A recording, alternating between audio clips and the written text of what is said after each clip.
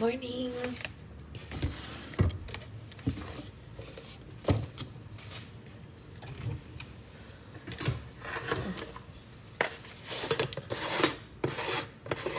How's it going? Hello. Morning, morning.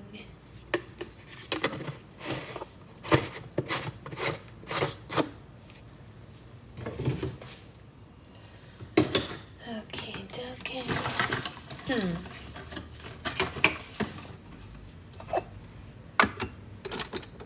Do you have anyone playing in tonight's game? I don't, Avery. Isn't that weird? I have nobody tonight. Do you have anyone tonight, Avery? Morning, Jen. Morning, Liz. I have nobody tonight. We'll probably turn it on in the background anyway, but I have no players. And I think Secret Husband only has one tonight. Crazy. You crazy girl.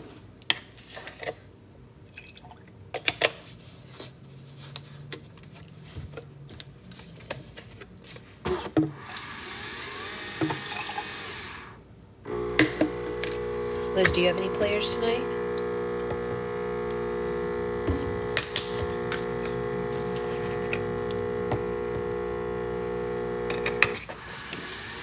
I'm not in penicillin because I have no idea how it works. Hey, Lauren. Yeah, I am like medium on how it works, but it's still fun.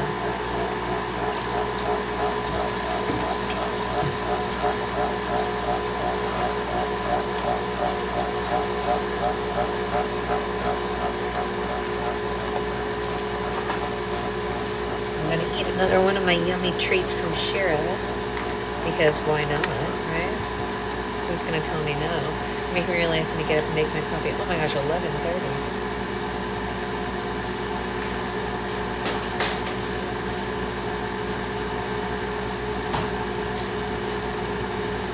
I don't think I could make it to 11:30 without my coffee. I just don't think I could do it. Morning, Renee. Morning, Anya. How do you get to 11:30 without coffee? How do you do it? Oh no. I don't know. Renee, did you see these yummy bars this year, maybe? In the league I'm in with Secret Husband, I'm against Secret Husband this week, and in the other one, who am I against in that one? I have to check. I don't remember. I need to look. I'm not sure who I'm against.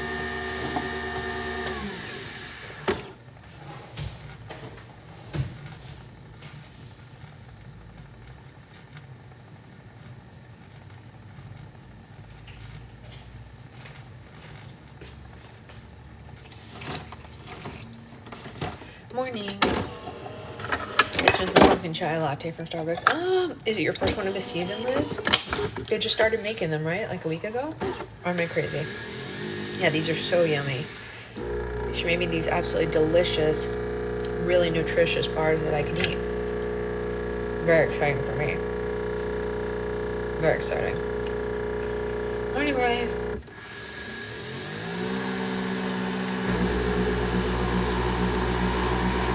A huge winner, right?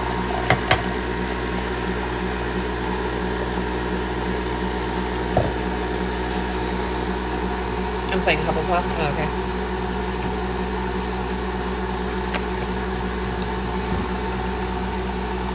Oh, are you playing, Liz? You've had a lot of pumpkin already. Yeah, I've been making them, obviously, here. I'm sure I'll have a lot of pumpkin stuff in Germany. I imagine they have a lot of pumpkin stuff there. Though I don't really know. Maybe they don't. I don't actually know. Do they have a lot of pumpkin stuff in Germany? I just realized I have no idea. Rosie? Oh, hi.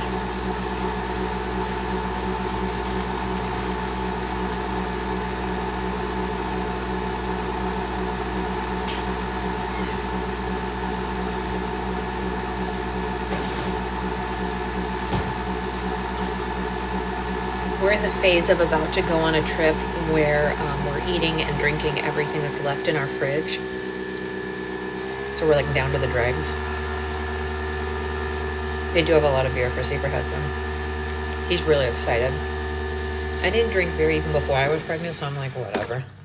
I don't care. But he's super excited.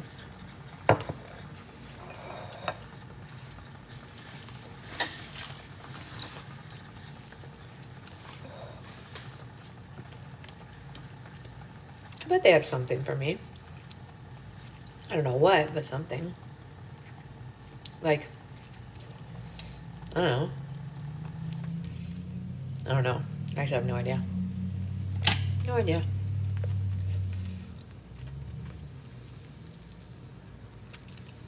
Oh.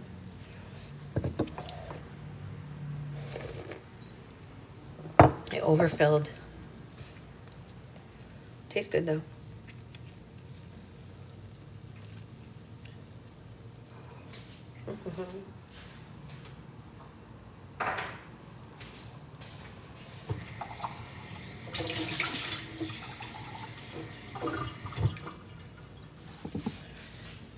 I put some of these in the freezer because Cher told me if I froze some of them, that I could put them in my suitcase and take them with me on the plane.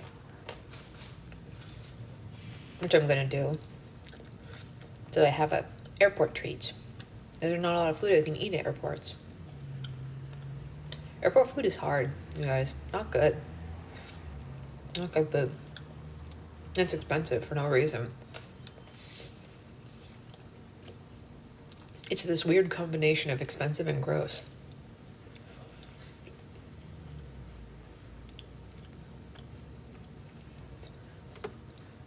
So, I try to bring my own stuff. Because I'm cheap and I like delicious food. And, you know.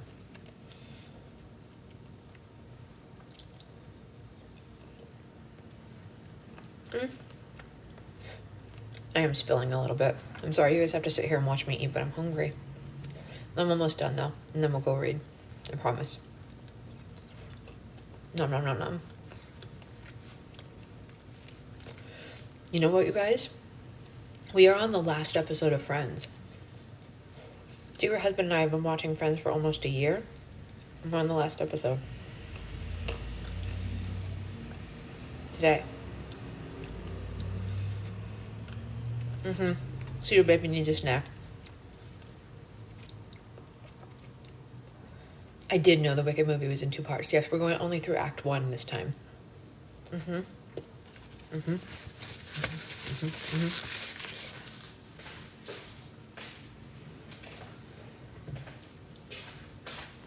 I did know that.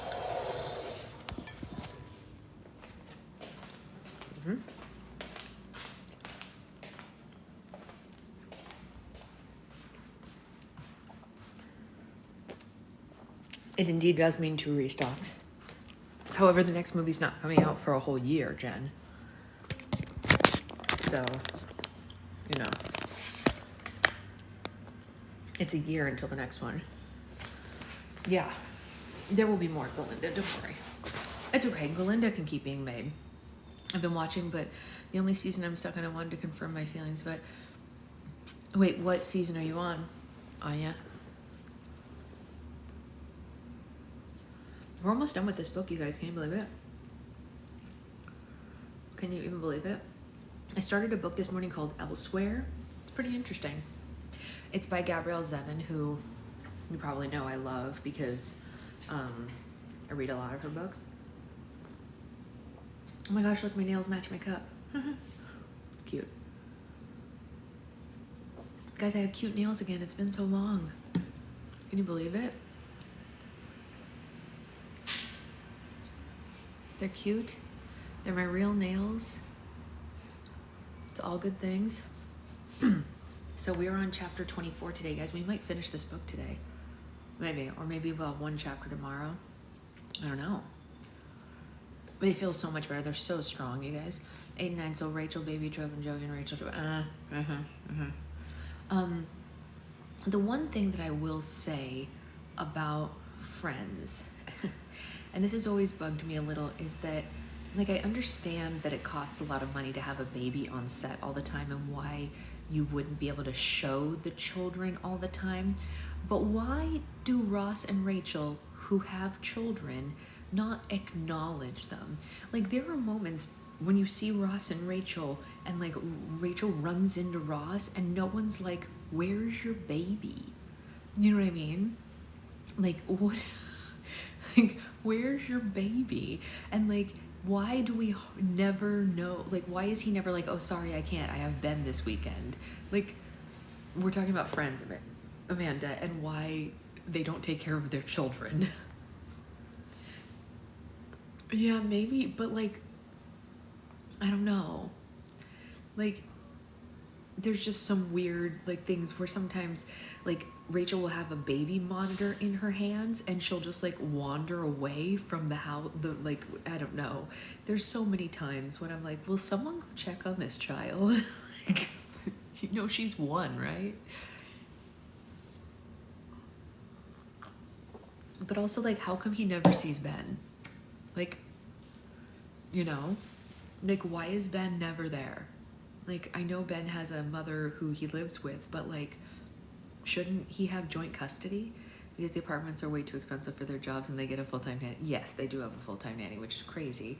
But I don't know. I don't know. It's just one of those things that I'm like, they just never plan things on Ben weekends. Yeah, maybe. I just wish they'd acknowledge it a little more.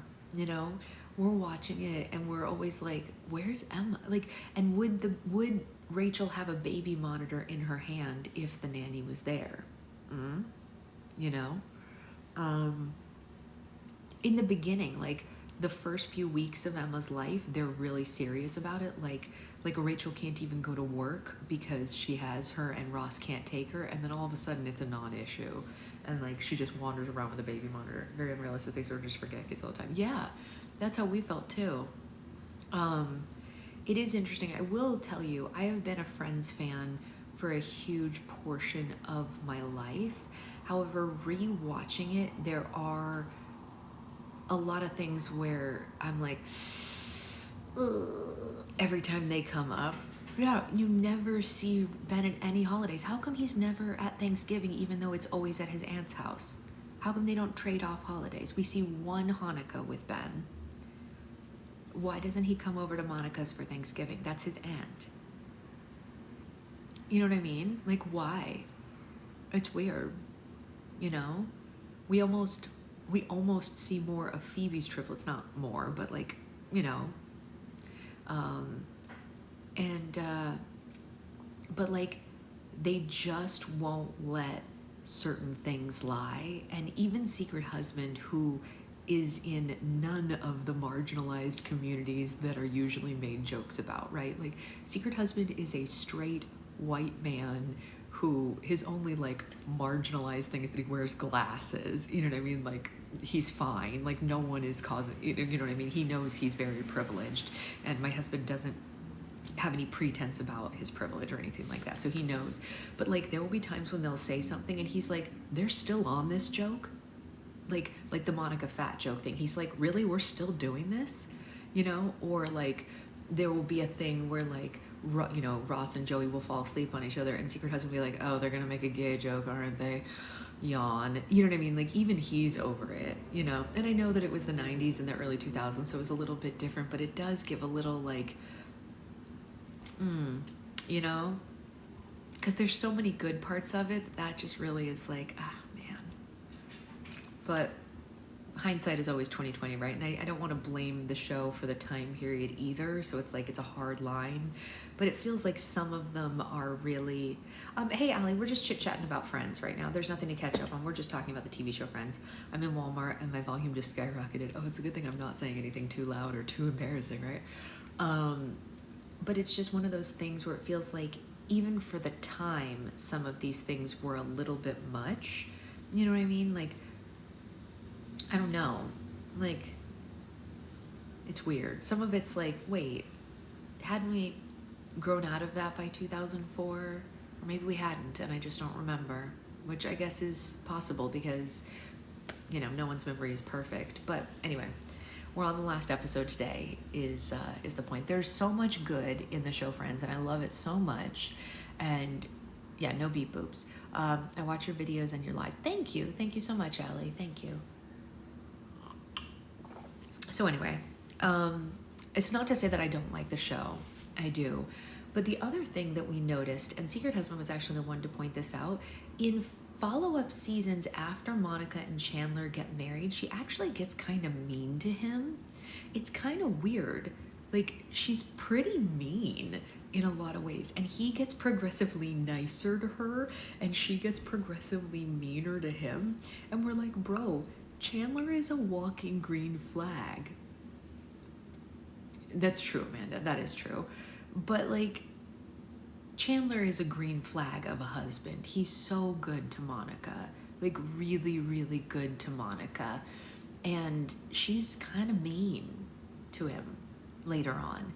It's very strange. Like, there will be times when Secret Husband's like, ooh, if you said that to me, I'd be really upset. You know? And I'm like, yeah, I think so. It is really, it's weird because she doesn't start as a mean person. So like, what is going on? Because he's not doing anything. Like, he gets progressively more mature as the seasons go on, right? Like, you see him, like when he's talking to the girl that they want to adopt the baby from, he is like showering Monica with praise and explaining why they should give, or she should give them her baby, because like, and his pleas are so genuine and so loving, you know? And he's like, listen, like, I would do anything for my wife, like literally. And like, he's such a green flag and such a sweetheart. And you're like, why is she so mean to him? You know, like, she makes fun of his jokes all the time, but like, not in like a silly way. Like, Secret Husband and I make fun of each other in like a silly way, but she says it in kind of like a pointed way each time. And it's like, you knew this was his sense of humor before you married him. This isn't like he just came out with these jokes brand new after the wedding. You know what I mean? Like, this has been his sense of humor the whole time. So like, ease up a little, girly pop. Like, what are we doing here? I don't know. That's just my perspective on it, rewatching it as a full adult. I've never done a full rewatch as like a real adult before. It's just interesting. That's all I'm gonna say.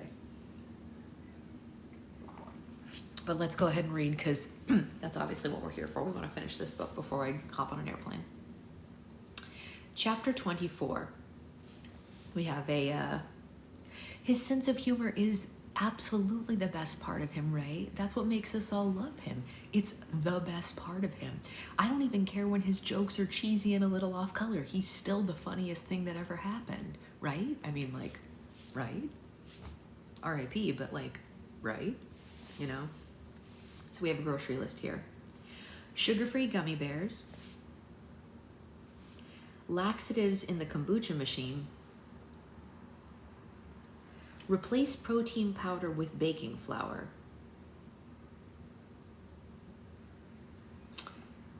are these ways they're going to get back at Cade? Is this a list of ways they're going to get back at Cade? Because that's funny. I look up from the list on the sloth-shaped notepad between Nora and me. Her handwriting leaves much to be desired, and I think the bottle and a half of wine that we've split has something to do with it. But I am enamored by the pure evil that she's jotting down in pink, glittery pen. Nora, who are these for? Her eyes narrow over her wine glass. Oh, you know who they're for. Unfortunately, I do know who they're for. For the past several days, as much as I've tried to ignore the world outside my apartment, Cade keeps seeping back into my brain, and the curious gremlins in the back of my mind want to know what kind of shitstorm is brewing online. I wonder if people have moved on and forgotten about it, or if the actual fans of the out there have prevailed and pushed the haters back out into the dark. But I'm far too scared to look, and definitely too scared to ask anyone. I haven't even turned my phone back on since I left Hayden's. I'm sure I'm going to turn it back on to a million notifications and goodnight texts from him every night. It's hard to fall asleep without hearing him say it, but I can't face up to all that I ran away from just yet. I know that Nora's been keeping him updated and at the very least letting him know that I am okay. I thought taking time to process what happened and lie low was the right call, and now I just feel like a coward. So what's the deal with the gummy bears then? Nora's eyes widen. Just go on Amazon and look up reviews for sugar-free gummy bears. I don't have my phone, I say. She groans. Ugh, fine. They make you shit, like, violently, okay? So do the laxatives. Yes. So you want to get back at Cade by making him shit his pants a ton? I ask. I mean, it would be satisfying as hell, but it wouldn't actually fix anything. Well, no, not all of it. The flour won't do that. The flour just tastes really gross. Well, right. Okay. I'm going to go back to watching the movie now. Nora thinks the other best way to get through a crisis is by getting, I'm not going to say the word because, you know, TikTok can't handle it, but she's going to do some things that will make you feel up here rather than down here. You get what I'm saying? And watching Big Fat Liar because Frankie Muniz strikes again. I don't know if that works or would even show up as a Cosmo sex tip, but by the end of the movie, I'm most definitely not thinking about Cade or Hayden or the out there. I'm thinking of Paul Giamatti's blue skin and orange eyebrows and wondering how the hell he ended up in this movie to begin with. I did, however, force Nora to wait several days before subjecting me to this. I needed, oops, shit, sorry about that. What am I doing? Oh. Uh-oh, where am I? Oh, it went back instead of forward. Sorry, that was weird. It like turned a bunch of pages and I didn't know where I was. I needed time on my own to process my grief and do it in private with sad activities like watching Sarah McLachlan's ASPCA commercial on repeat. To be fair, it hasn't all been terrible. Nora is great at distracting me with everything from building an obstacle course for Lizzie to deep, honest conversations about our feelings that are tough but oddly cathartic. One of them leads me down a rabbit hole of Googling the phrase gray asexual that I find comforting and feels like finding the last hidden word search on a puzzle about myself. When the movie ends and I have nothing to distract me, I start to cry again, and I blame the wine and potential PMS. Oh no, Nora wails. We were doing so good. Now what are you crying about? Should we watch the live-action Scooby-Doo movies instead? No, I cried. They solve mysteries. That's what we were doing. We were solving mysteries. Right. Okay, well, you know, I've never actually seen anyone triggered by the mystery gang before. Hayden looks like if Velma was a man. Yeah, you're right. He does. That's a fair reason. I'm just upset and confused. I collapse into my hands and I don't even have Cheetos. I must mumble this at some point because Nora pats me on the back and waves her phone in front of my face. Don't worry, Jamie is bringing Cheetos. Jamie's on his way here? Oh God, Jamie's gonna see me cry into a bag of Cheetos. I thought the segment of me brainstorming Bigfoot mating calls was bad enough. Yeah, I told him we were really going through it over here. You? I think it's mostly me going through it. No, she drawls. I'm sad because you're sad, and I want to... I don't know how to say this properly, but I'm just gonna get through it. I'm just gonna say it. I'm sad because you're sad, and because I want to rub Cade's balls through a cheese grater, but I can't because I think that's a felony. Yeah, that's totally a felony, I sniff, but I'll bail you out if you end up in jail. I would still have a criminal record, and then there's a knock at the door. How did he do that so fast? I gasp. You said you wanted Cheetos like 20 minutes ago. I just said it. That was not the first time that you said it. Oh. Nora pops off the couch and opens the door for Jamie. She lets out an elated squeal and throws her arms around him. Jamie, ever the good sport, takes her in his arms and gives her a squeeze. He only interrupts their sad hug to shove a crunch wrap into her hands, and then there's another squeal. Jamie joins us on the couch, shrugging off his backpack and passing me a large bag of Cheetos. I resolve that the next time I'm in the scroll offices, I'm begging Chloe to give this man a raise. He deserves it. I dive into the Cheetos like an Olympic swimmer. Thank you, I say. You really didn't have to do all this. He shrugs. I'm expensing it. As Nora happily chomps on the crunch wrap and sips her glass of wine, I look at the way that Jamie looks at her and how he loves the tiny weird parts of her without even thinking about it. It makes me think of the way my heart feels when Hayden does something particularly goofy or ridiculous. I fell in love with him in the moments where he hummed the X-Files theme song while perplexed, or how he mouthed the words to Bill Pullman's Independence Day speech. Some people are just authentically themselves, and Hayden's one of those people, and I loved that about him. I still do.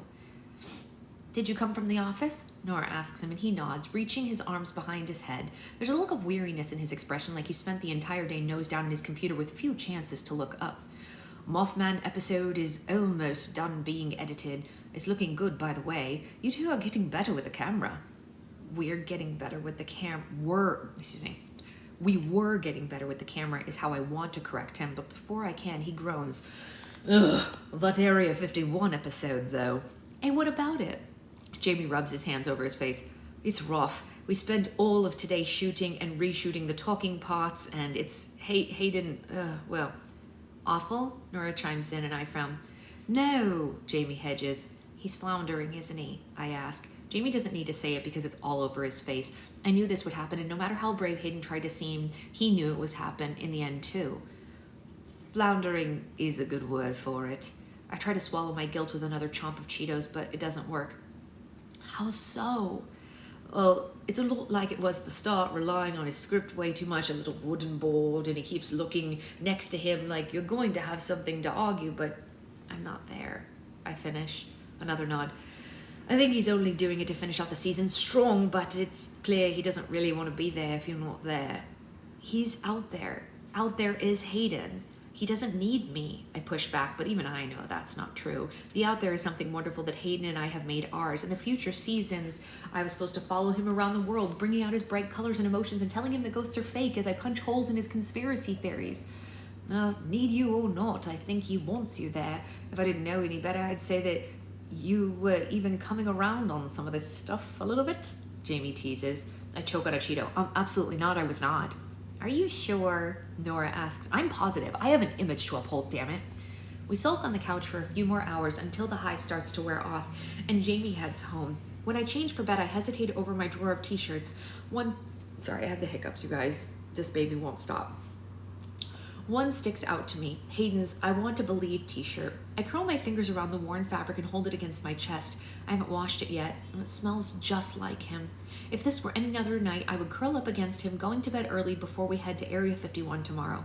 I keep making attempts at packing my bag like I'm gonna suddenly find the bravery to face what lies ahead for us. I slip the t-shirt on and step into the bathroom I share with Nora, and she's brushing her teeth but stops when I enter. And then she looks at my t-shirt, and in the mirror, her eyes flick up to me, and then my shirt, and then to me again. Girl. What? It was in my drawer. Nora spits into the sink. Remember when you showed up here asking for a place to stay? I asked you what made you change your mind, and you told me that you were done letting Cade do this to you. It'd been one of the hardest nights of my life, but I did survive it, and I survived him. I decided to make a clean break when he told me he didn't want me on the Newbie Brothers, but what if we wanted to keep sleeping together? Then we could. When I said no, the verbal clause came out, and when they'd merely been poking into my skin for years, I knew it wouldn't be easy to unlearn all of it, but I stopped him from winning once before, and I think I can do it again. I want to do it again. You fought for yourself before, Nora says, and she begins to apply a face mask. I'm just saying. Oh, and since you're being a hermit, maybe you should see this. She slides her phone across the counter to a post that Hayden shared on his page. It's a photo of the two of us up north while Bigfoot hunting. Hayden was tired of not getting me in any of the photos, so he asked two old fishermen to take a photo for us. It took both of them to figure out how to do it, but we looked too happy. Everything felt simple then. Both of us lost in the excitement of what our relationship could be. I wasn't thinking about Cade or about how anything I did would be perceived. I was thinking about Bigfoot hunting and how I was going to dodge all the mosquitoes that I was about to encounter and how hard I was falling in love with Hayden. I read his caption full of snarky quips and his usual exceptional skill with words, and most importantly, an entire section about me. His words are hardly different from the ones he said to me in person, but I appreciate them nonetheless. Over the past few days, there's been a lot of talk online about our show and Hallie and I, and not all of it is great. I know it's the nature of being a public figure, but when it gets personal, it's hard to stay quiet. I think I know how people treat others says a lot about them and a little bit about the people that they're mistreating. It says a lot when someone uses their platform to spread hate and rumors when they could be, I don't know, maybe promoting their own show, but that's none of my business, I guess.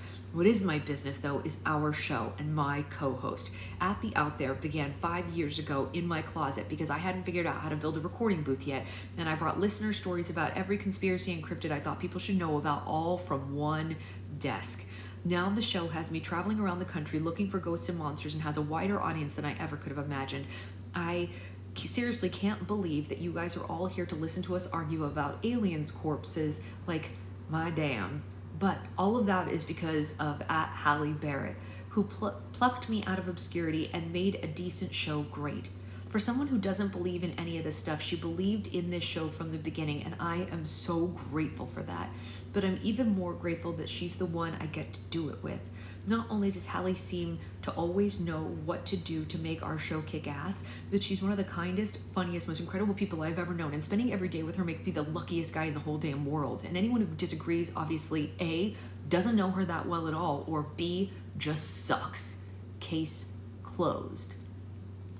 I know the fans of our show love her as much as I do, but if there's any question about it, I'm always proudly Team Hallie, partner in crime, best friend, favorite non-believer.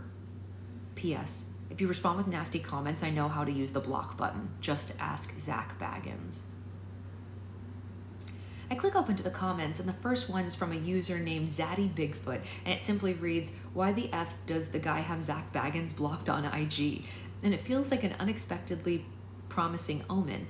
I've been avoiding everything online for days now, worried that people would latch onto Cade's word like my brain does. But a quick read of these comments tells me that I might have been scared of a small but loud minority, and that the vitriol hasn't survived. Comments. Oh my god, I am so obsessed with these two. If there's no season 2, I'm gonna eat my own arm for season 2. Hallie's the best thing to happen to this show. We love you both so much. Okay, fandom agreement to refer to CB as Bitchfoot from here on out. No, that's insulting to Bigfoot. True, that is insulting to Bigfoot.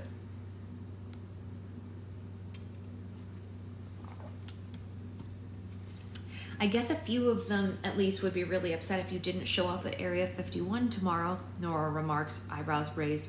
You can believe them, or you can believe Cade and his fuckboy army.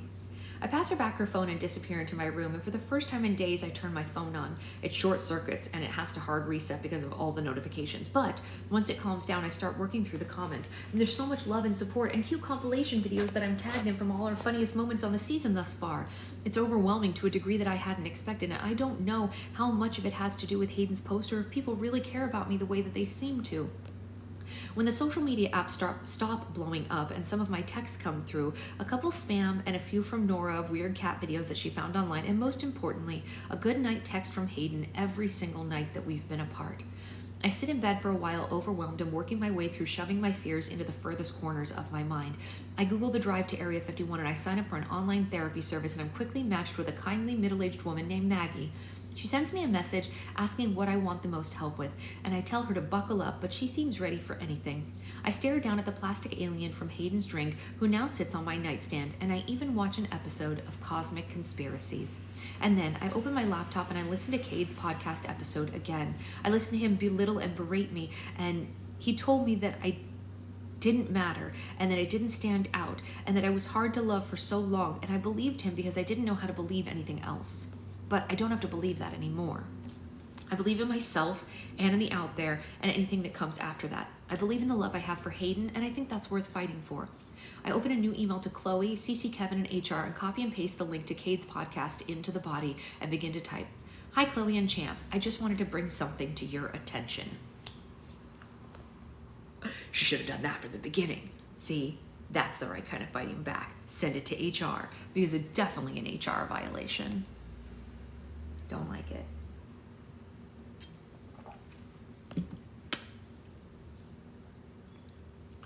Chapter 25.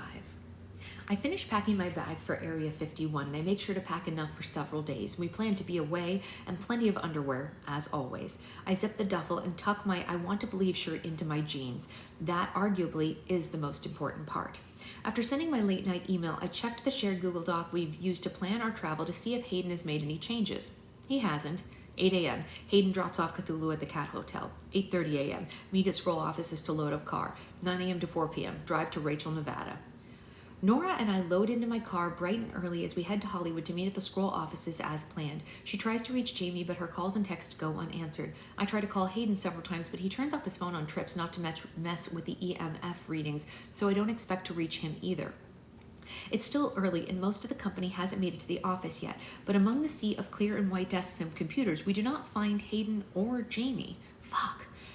I'm gonna go check in the kitchen, Nora huffs, still out of breath. I don't know what I'm doing. I don't know if laying out Cade's years of torment and my disgust at his comments online was a good idea, but it felt like the right thing and the only thing that I could do. I have no idea if it'll get me fired or torpedo the out there more than I already have, but I had to try. As Nora vanishes, I try to catch my breath, and Kevin swaggers his way through the office with a young girl at his side. She's tall, with muted dark hair, clutching a notebook and a pencil behind her ear. I like her style. She's offbeat, and she's trying to make bolder choices, but she's afraid to. Hallie! Well, that doesn't sound like the voice of someone who read my email this morning. I fake my best smile and try to play it coy. Morning, champ. Hallie, I want you to meet my niece, Effie. She's going to be interning here this summer, and she mentioned how much she enjoyed your show. I figured she'd want to meet you if you were around. I wasn't sure if you were already heading to the shoot for the last episode. I'm not sure I want to curse the garbage bag truck that held us up for 5 minutes or sigh in relief that Kevin still wants the last episode. It's still another chance to prove our show is worth it and prove that sticking up for myself did not bite me in the ass. Yeah, Nora and I are meeting them here, I say. It's really nice to meet you, Effie. There's a hardness to Effie that I wish I'd had at her age, a firm handshake and a determined gaze. Kevin's phone buzzes and he looks down. Sorry, you two. I have to step into a quick meeting, so feel free to talk amongst yourselves. Kevin slips into a conference room. Do I need to show her around or something? Am I supposed to teach her how to work the vending machine? As nice as this girl seems, I'm kind of in a rush. Once Nora comes back, we're out of here. Well, thank you for watching, I say. We really do appreciate it. Yeah, of course. I can't wait for the last 2 episodes and hopefully for season 2. I struggle to find the right words. So much is still in limbo, but I hate the idea of disappointing a kid like this. She can't be more than 20, and thankfully Effie continues for me. I've been begging my uncle Kevin to... He lets you call him Kevin? As opposed to... She asks. You know what? Never mind. Can I ask you something? Effie says. Yeah, of course. She picks at the corner of her notepad. How do you, stand out amongst all these guys? My brow rises. How do I stand out? Yeah, I've been watching scroll videos for years, and they're always fun, but it was just all guys. There were so few people who weren't just average white guys, and then your show got made. Scroll always has been a bit of a boys' club. Nora and some of our other writers and contributors show up in passing, but there have been so few other women prominently featured in the shows. I was busy trying to please Kate. I didn't even realize how much work there was to do here. I don't know, she continues, her words picking up speed. I feel like you found a way to be yourself and be successful. And I guess from where I'm standing, it's tough to imagine being yourself and having that be enough. You always said what you wanted and didn't care if Hayden disagreed with you, and he'd respect you for it. And I like that you don't care what people think.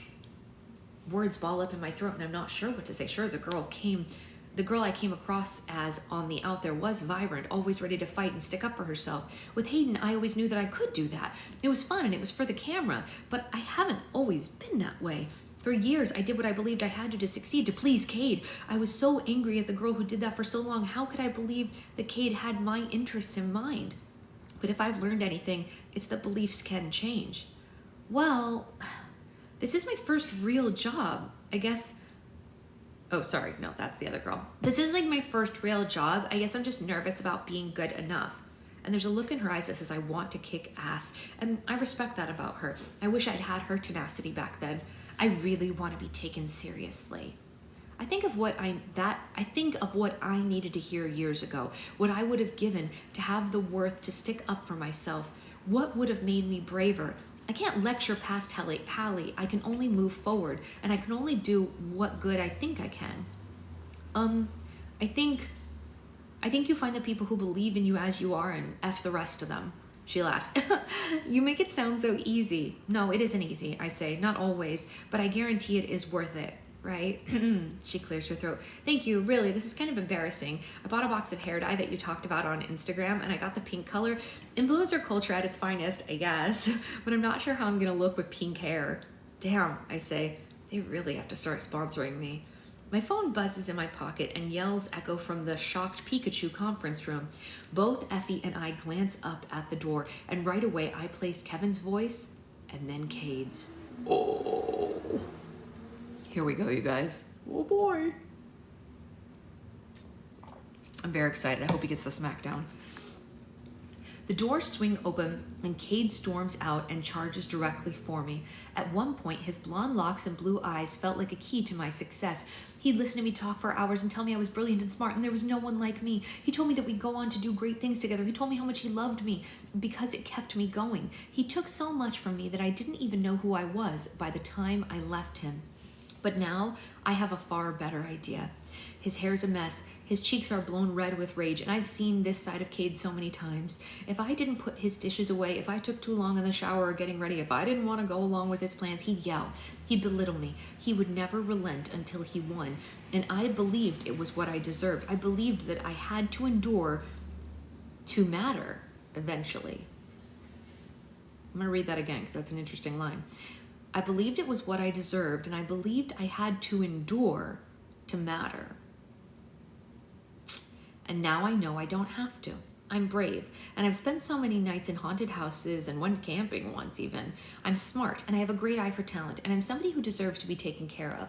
I'm somebody who deserves to be loved, and loved by someone far better than Cade.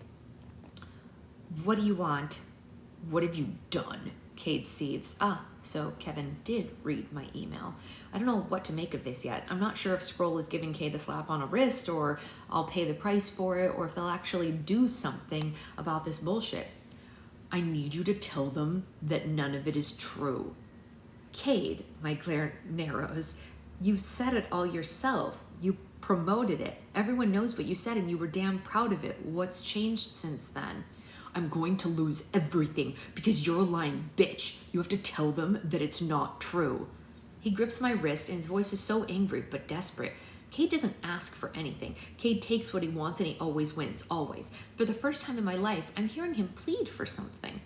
I don't flinch at his words. He can call me what he wants to call me. I yank my hand away and shake him off like water from a public restroom where he belongs with the wet toilet paper. Why should I care? After all you've done to me, why should I care? Because they fucking fired me, Hallie. I'm sorry, what? I'm getting fired, he repeats like I needed to hear it in another sentence to understand it. And hell, maybe I do. My brain stops in its tracks. Fired. Cade is fired. It might be the first time he's ever not blatantly gotten away with his shitty behavior. Naturally, this is going to bring me joy. He won't have a job. He won't have Newbie Brothers. With Newbie Brothers out of the running. Well, so instead of giving an answer or anything useful, I just laugh. You're laughing? I'm getting fired and you're laughing? It's not fucking funny, Hallie. I shake my head. Sure, but why do I care? Because you can't let them do this. Scroll's everything. If I lose my show, if I lose my job, what am I supposed to do? I'm nothing without it. Oh, shame. The world doesn't need any more assholes playing games. Hallie, Cade begs, his hands coming up to my face. His gaze softens and he pleads with me.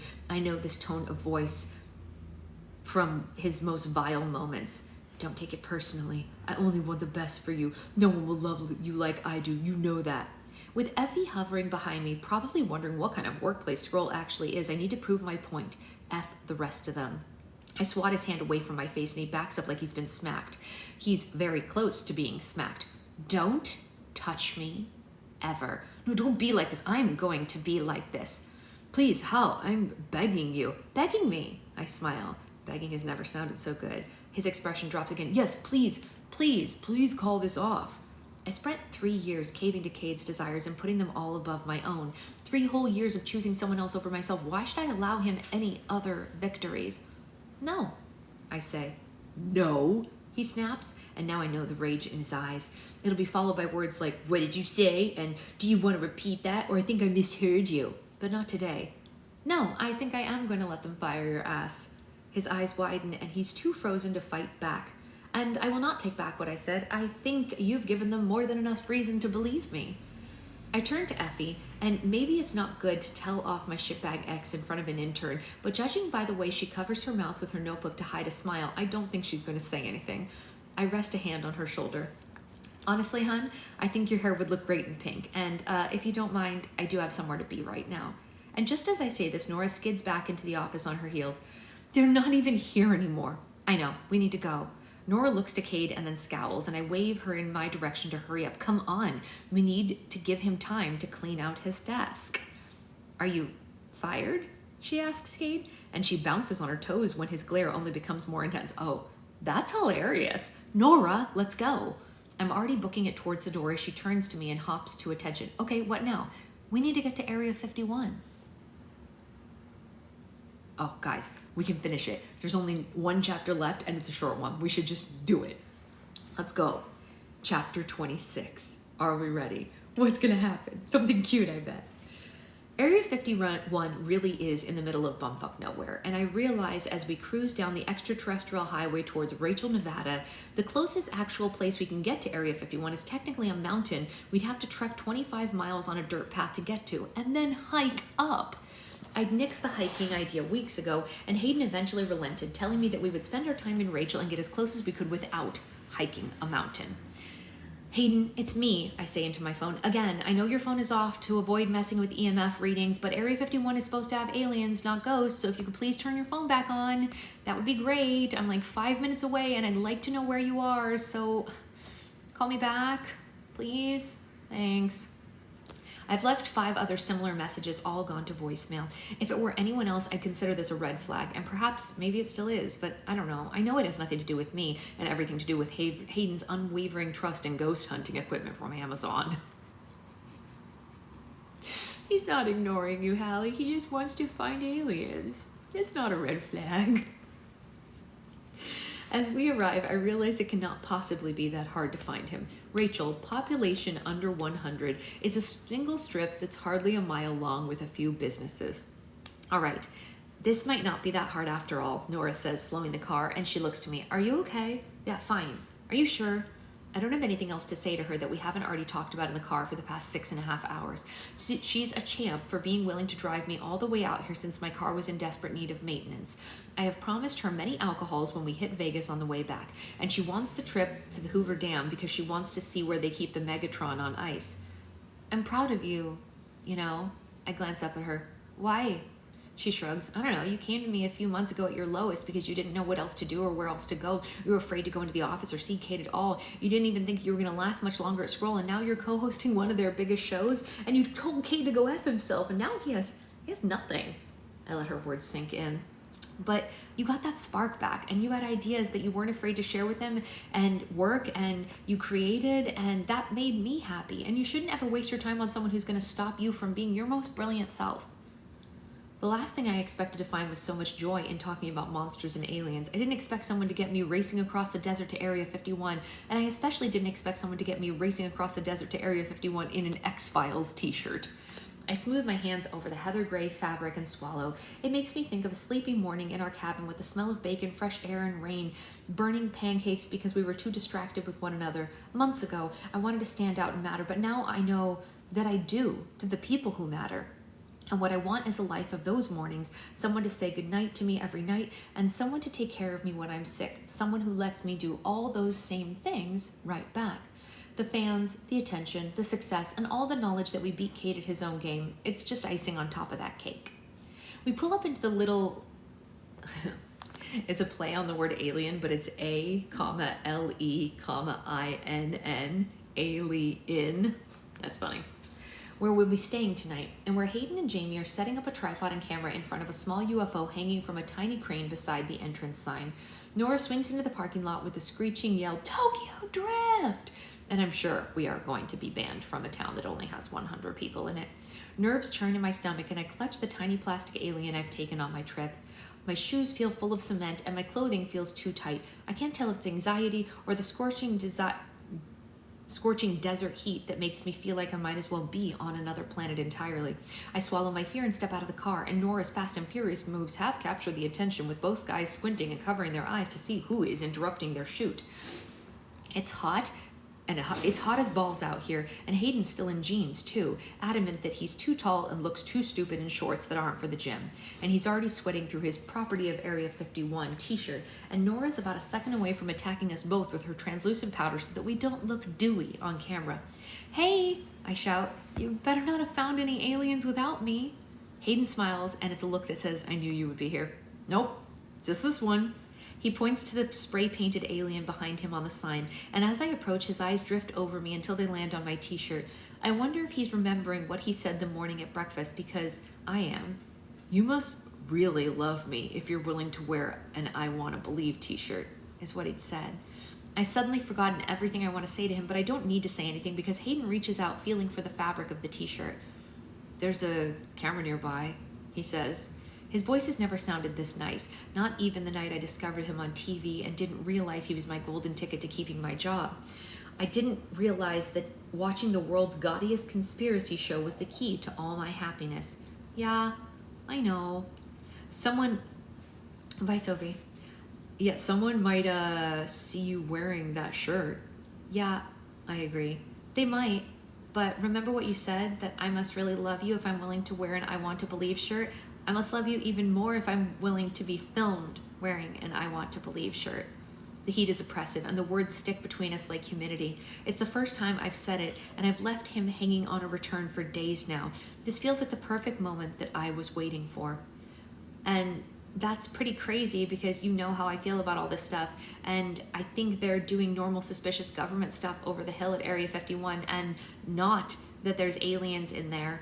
He shuffles, a rebuttal's bubbling on his lips. I know, you don't agree with me, but I can't hide my affection for the fact that without fail, the way to break through the walls or find the real Hayden is to just insult aliens, or Bigfoot, or Mothman. I didn't think I would ever love doing something like this, and a part of me had given up on finding those things that felt important to me. But then I met you, and we couldn't be more different, and we couldn't disagree on more things than we actually agree on.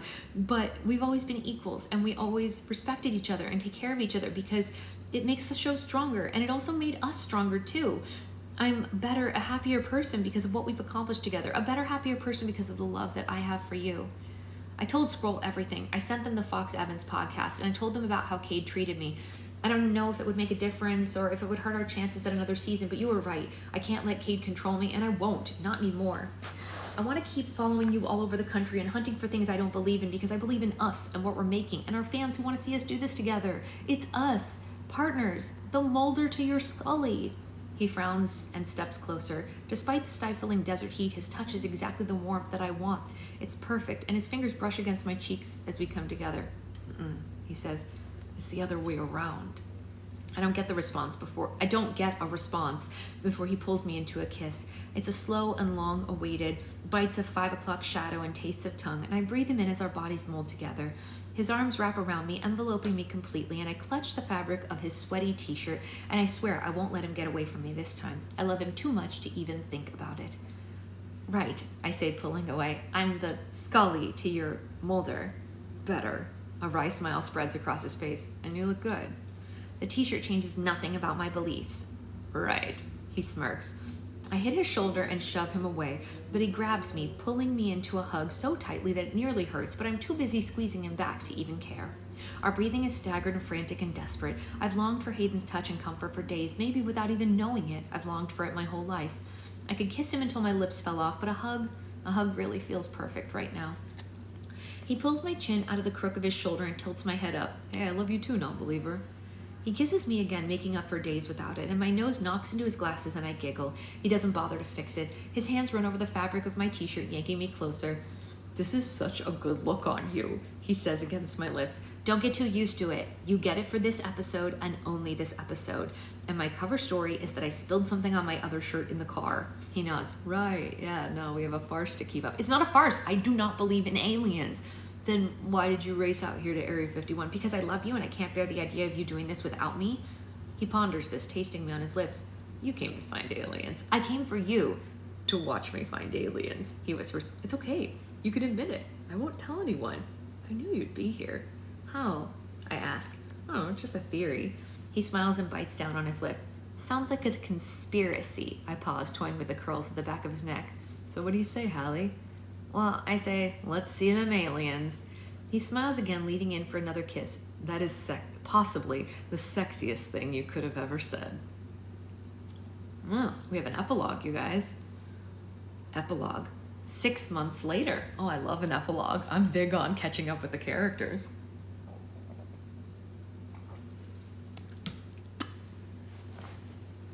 Six months later.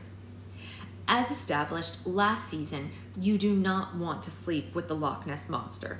Hayden rubs his gloved hands together, and the chilly Scotland air bites at his cheeks, painting them pink behind the frames of his glasses. He blinks a few times, trying to figure out where I'm even going with this. He should know by now that I have no destination. Yeah, sleeping with the Loch Ness Monster does sound like a bad time. Can you elaborate on that? Honestly, I'd rather not. Besides, I'm taken, aren't I?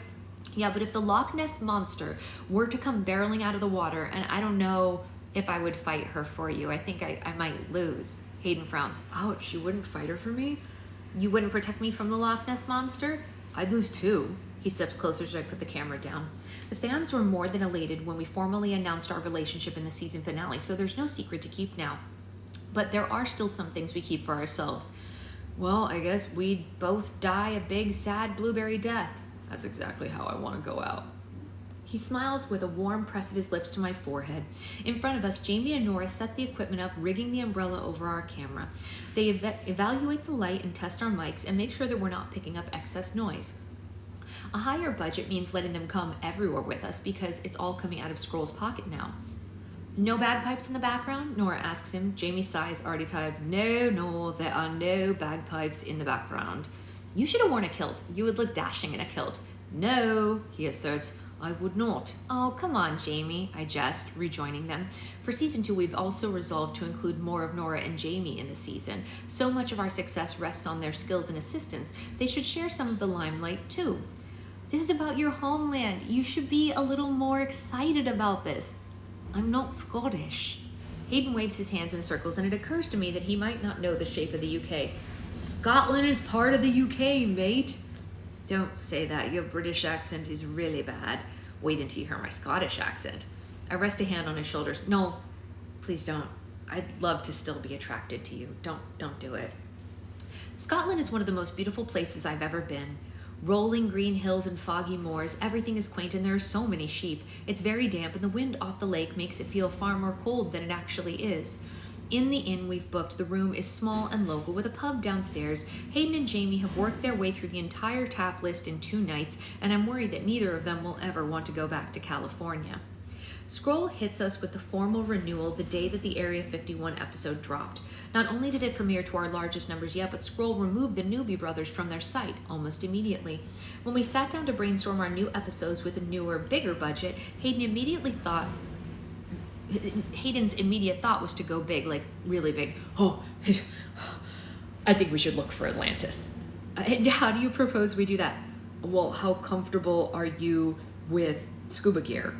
We decided on Scotland instead. What better way to go big or go home than to hunt the most blubbery of all monsters? Our production schedule is more flexible because we don't have to do it all ourselves. It's going to allow us to actually take a vacation. We can travel the world hunting monsters and ghosts, and I get to do it with my favorite people at my side. Once we've conquered the Loch Ness Monster, we plan to milk a few extra days of castle tours and exploring Scotland together. We're still not allowed to go to Bermuda, much to my chagrin. As Nora and Jamie prattle on about lighting and positioning and get the most of us and the lake in case of any action, Hayden slips his hand into mine as we face the water. His eyes narrow, hunting for any sign of elusive dinosaurs lurking beneath the surface. His gloved thumb brushes against the back of my palm and we settle on a rock near the shore. I've been to that lake. I did not see any rocks by the shore, but we'll just go with it. Hayden's lips press against the side of my head, a welcome warmth against the brisk air. Are there any cryptids that live in warmer climates? I ask. Hayden's eyes widen and he begins to hum the X-Files theme song. Well, El Chupacabra. Chupacabra. Why did I say that backwards? El Chupacabra. Yeah, I'd go to Puerto Rico. He beams, realizing I know where El Chupacabra originates from. There's also the skunk ape. No, I'm not hunting through Florida swamp for a hairy smelling man. No. He shrugs the laugh. True. You don't have to go to Florida or a swamp to find hairy smelling men. I think it's worth the investigation, though. Not that we did really great with Bigfoot hunting, but one of these days we are going to have some success. We're going to find something irrefutable, so much so that even you, my favorite non-believer, will believe in this stuff. Duffel. These are the types of conversations we always have over time. We have all the time. We have them over dinner, in the car, at Ralph's while we're grocery shopping. Several months after wrapping season 1, when Nora's lease ends, she lets me know that she was looking to move. Specifically, that she and Jamie wanted to move in together. So it made sense that I moved in with Hayden. 3 months in, and I have not tried to push him into the Bermuda Triangle. The jury's still out on whether or not we can make it through the whole trip without me shoving him into the Loch Ness, though. His hands rest along the sides of my face with a smile, and I taste the pint that he drank at lunch on his lips. His hair smells like lemon verbena, pushing his conspiracy forward even across the pond. And I sink into the warm, musky amber scent that lives between the fabric on all his clothes. You love me anyway, right? I ask between kisses, and he purses his lips and pulls away. As my eyes drift, something breaks the surface of the water and dances in the distance with a soft splash. Hayden offers an apologetic kiss, but my eyes focus on the lake. A ripple disturbs the water, and right in time, I punch Hayden in the... Look! He turns back to Nora and Jamie and shouts for Jamie to begin filming. He slips off the slick rock and into the muddy grass beneath us. With a defeated ow, Hayden climbs to his feet, and I keep my focus on the water. A blubbery fin, or something like it, pokes into the air. I don't know what to make of it. Running through a checklist of dolphin, no, definitely not. Big fish, maybe that's possible. Eel, I'm not sure if they live here, but something tells me that I've seen something else, which excites me. I feel the same way I felt the night that I watched Cosmic Conspiracies. Did you see that? I ask. Jamie, did you get that? Hayden's hovering over the camera, replaying the footage because Creature is long gone now. Our cacophony probably didn't help either. No, I didn't get a good look at it. His voice is so quick and frantic, his hands are shaking. I scramble up the side of the hill to reach him. I clutch his hands as he pulls me through the muck and I climb onto him. Being muddy has never felt so invigorating. Seeing a potential blubbery monster has never felt so invigorating either. What do you mean you didn't see it? You didn't even see it? No! Oh my God! I smack my hand against my forehead. What kind of monster hunter is this man? Jamie rolls the tape back and we circle around. It's far away, but after a few seconds of still water, Hayden and me kissing in the foreground, the water breaks and a blubbery mass emerges. I watch Hayden's reaction the most. He strokes his chin inquisitively and surveys every frame. He runs the possibilities through his head for a second and bites his lip. Replay it. Jamie does. It could be anything, he concedes. It's a good spot, but we can't really know it's Nessie. Oh, ye of little faith, I tease, elbowing him in the side. Who would have thought I would be the one to be spotting a cryptid? It shocks me too, and I'm hopeful that we will find something one of these days of equal parts because it would make Hayden happy and it would make us a shitload of money too. With that money, we'd be able to equally supply our travels to woodsy places and all-inclusive vacation spots without cryptids for our time off. Do you think it's Nessie, Hallie? A year ago, I would not have hoped to see the Loch Ness Monster. I would have written it off as an odd duckling flopping in the water and called it a day. But I'm on the fence about the Loch Ness Monster. Clearly, this thing is a dinosaur, but whether it was that one dinosaur that the asteroid missed, a year ago I would not have wanted to believe. Well, I think it's fun to believe that it's Nessie. Good. I think it's fun to believe that it's Nessie. It's good for views, good for press, good for your soul. I shrug. We'd make a lot of money if we did find proof. Can we milk this footage? Hayden beams, all too dorky and sweet, and rests his head on my shoulder. I won't tell anyone. Tell them what? That you believe in the Loch Ness Monster. I glare at him. No, I don't think I do believe in the Loch Ness Monster. You totally believe in the Loch Ness Monster. I believe I'm willing to suspend my disbelief for the sake of our views, Hayden. He groans beside me. I think you're saying that now, but I think you were very convinced that you saw something. And like I said, it's okay. It's okay. I'll never tell. I have false flag operation to keep running here. The Scully to my Mueller, I understand. But one day, you will admit it to me, and it will be the best day of my life. The verdict is in. Hayden is going to get shoved into the lake. Case closed. Aww. Aww. That's very sweet.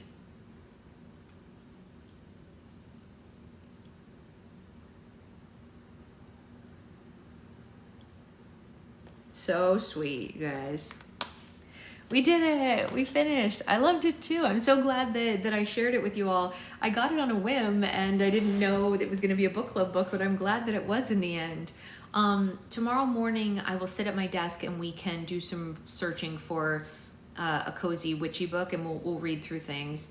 I know, right? She is writing another book, but I don't know if it's a Hayden and Hallie book. I'm not sure. We can ask her that. We can ask her what's up with her next book. It's called, I think it's called Love at First Sighting. So it's still in the like cryptids realm, if you will. But we can ask her. Such a good book. So great. We'll pick a new book tomorrow. We can chit chat and all that stuff. I'll be on before we go to the airport. And that's pretty much the whole kit and caboodle. It's kind of it. It was sweet. I'm glad we read it. Very nice. Very nice. All right. I will see you all later for something. I was gonna ask what we're gonna do for tomorrow too. Yeah. Tomorrow I think we'll just like I'll sit at the computer and we'll just like Google around and read descriptions until something like really jumps at us. I think we always know. Yeah, I'll be on tomorrow morning, Avery. I think we'll just debate a bunch of different books tomorrow morning. Like we'll go on Amazon and just like read through descriptions of books in that category until one really jumps out at us. Yeah, no, it's going to be sad not to have book club for a little while, but don't worry. I will be back on October. Well, we fly back on the 30th. So the next book club will be Monday, October 1st. Don't stress. I'll be right back. We'll start whatever it is right at that time. And we'll have a lot of fun. It'll be great. It will be great. And don't worry, there will be videos and pictures of Germany and castles and all that stuff as well. Sorry, I have the hiccups as always. So that's it. No, not October 30th. No, September 30th. Yeah, we will be gone for just under 2 weeks. And yeah, it'll be good. And I will see you in the meantime. Becca said she's going to read to us. Oh, yeah. I'll listen in on that. Yes, there should be some really nice photos and some fun videos. I'll take videos of all the like cute little towns and stuff and the castle and everything. And that is it. I will see. Oh, don't forget that tomorrow, if it was October 30th, Becca would come and bring you back herself. That's right. I don't think we could afford that. I mean, like I can barely afford to take 2 weeks off, let alone a month and 2 weeks off. That would be crazy. Secret Husband doesn't have that many days off either. But anyway, I will see you all later. I'll probably be on later to do something. I'm not sure what. I do have a few more errands to run today. Please eat a dinner kebab. Are there kebabs in Germany? Isn't that a Middle Eastern food? I would never have known. I didn't think that was a German thing. Is kebab a German thing? But isn't doner kebab a Middle Eastern thing? Am I crazy? I thought that it was. It's Greek, yeah. So why would it be in Germany? I think we're probably not going to do too much of that in Germany. We eat that kind of food here in California all the time. But I have found that usually when you're in other countries, like the other countries' food aren't so great. Like in Italy, the Mexican food's not good. The other ones aren't good. You know what I mean? Like, I don't know. I've been to a number of countries and like, when you go to France, the other foods aren't good. When you go to Italy, the other foods aren't good. You know, they're not. It's not like here where we have the immigrant population for it. You've been to Munich? Yeah, I'll look into it, but we're probably going to go with as much German stuff as we can because we eat a lot of Greek and doner food here. So we're probably going to stick to going with like what is traditional to the areas that we're in rather than a different country, just because we want to do like what's local more. Than like, you know, not that immigrant populations aren't great, they are, but we have so much of that here in California. And there's not really anything German here in California. So it'll be exciting to get something different and fun and more local to them. We've been looking into just like all of those local restaurants, like all the like traditional Bavarian stuff, because we'll be in Bavaria the whole time. Well, except when we're in Salzburg. So that's probably what we're going to end up doing. But we'll see. We'll see what happens. There's no restaurants open on Sunday nights, so we'll be stuck at the hotel eating groceries. They don't have restaurants on Sunday nights, you guys. They all close, apparently. But anyway, I'll see you all later. Mwah.